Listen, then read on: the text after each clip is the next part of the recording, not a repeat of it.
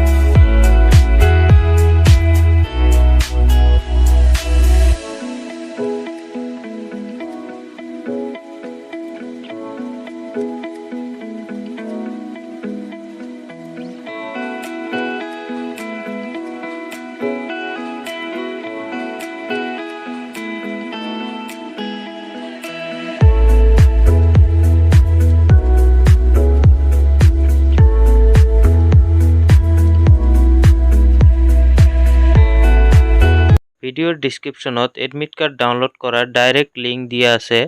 তাতে ক্লিক কৰি এডমিট কাৰ্ডখন অতি সহজে ডাউনলোড কৰি ল'ব পাৰিব।